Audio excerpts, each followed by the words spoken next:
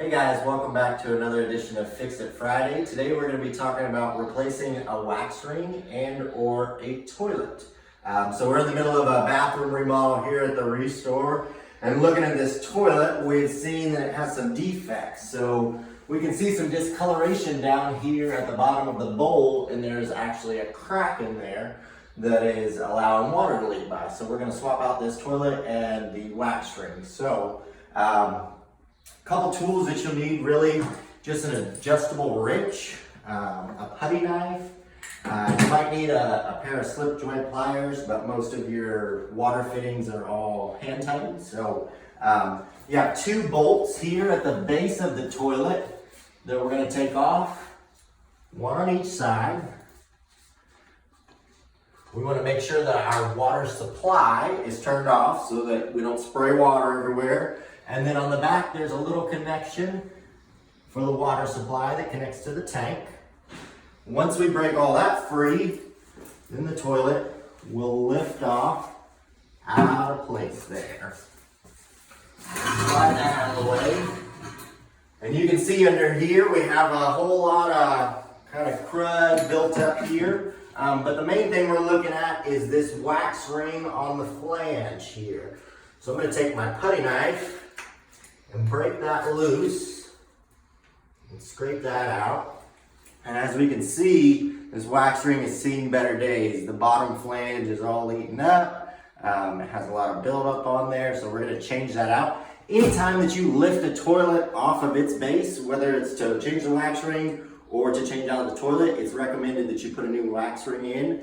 I just bought this at the local hardware store. You can buy the kit with the bolts. They sell just a regular kit, but it averages around $5 to $10. You can get it at most any hardware store. So we want to make sure that our flange is clean as we can get it. So I'm going to scrape off some of this gunk on here. And then after that, we have our new wax ring. And if we look at this in comparison to the old one, we can see it's in a lot better shape. So the flange is still intact, that's what we're looking for. And when this goes on, it just sits right into place there. So once we have our wax ring in place, we're gonna install a new toilet, but you can go ahead and install your old toilet if your old toilet's so good. What we would do before that is on the bottom of the toilet, we want to make sure that we scrape off any of the remaining wax that might be left on there. So this is the bottom of the toilet flange. If we have any wax or anything around here, we want to scrape that off and clean that off. But in essence,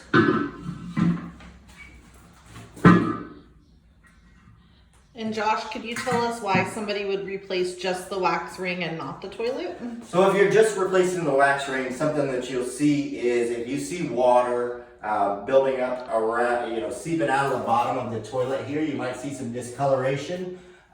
Another thing that we want to look at, if we did have a leak from the wax ring, is we want to inspect our floor. So if we have water leaking onto our subfloor, it can cause it to decay and rot out. And so we want to make sure that we have a good solid base to put our new toilet back on. If not, then we have to go through a couple other steps to change that out. But since this is still good as far as the flooring goes,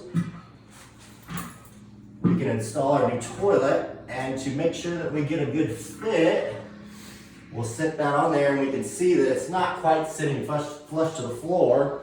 So then we're going to compress that wax ring down. And so what that does is when we put pressure, it flays all that wax out. And it kind of makes a good seal all the way around there. Sometimes what I do is I'll just kind of sit on there and use my body weight to put it down. But then from there, we just reinstall our bolts and nuts.